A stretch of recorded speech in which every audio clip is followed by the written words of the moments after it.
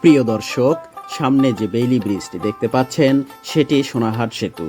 দৃষ্টিনন্দন এই সেতুটি বাংলাদেশের কুড়িগ্রাম জেলার ভুরুঙ্গামারী উপজেলা সদর থেকে মাত্র 6 কিলোমিটার পূর্ব দিকে পাইকেরছড়া ইউনিয়নে দুধকুমার নদের উপর অবস্থিত।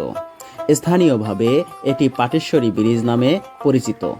সেতুটি রেল সেতু হিসেবে নির্মাণ করা হলেও এখন এটি সড়ক সেতু হিসেবেই ব্যবহৃত হচ্ছে।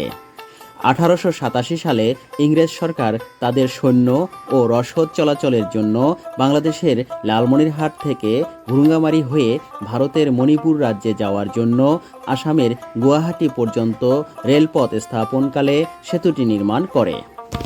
1971 সালে মহান মুক্তিযুদ্ধের সময় মুক্তিযোদ্ধারা পাকিস্তানি হানাদার বাহিনীর যোগাযোগ বিচ্ছিন্ন করতে সেতুটির দুটি জায়গা গুঁড়িয়ে দেয়।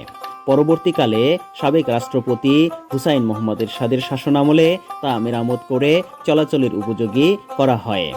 বর্তমানে এই সেতুর উপর দিয়ে সোনাহাট স্থলবন্দর হয়ে ভারতের আসাম সহ বিভিন্ন রাজ্য থেকে পণ্য আমদানি ও বিভিন্ন রাজ্যে পণ্য রপ্তানি করা হয়। 150 বছরের পুরনো এই সেতুটি যান চলাচলের জন্য ঝুঁকিপূর্ণ হওয়ায় পাশেই আরও একটি সেতু নির্মাণের কাজ চলমান রয়েছে। কখনো কুড়িগ্রাম আসলে সেতুটি ঘুরে যেতে ভুল করবেন না কিন্তু।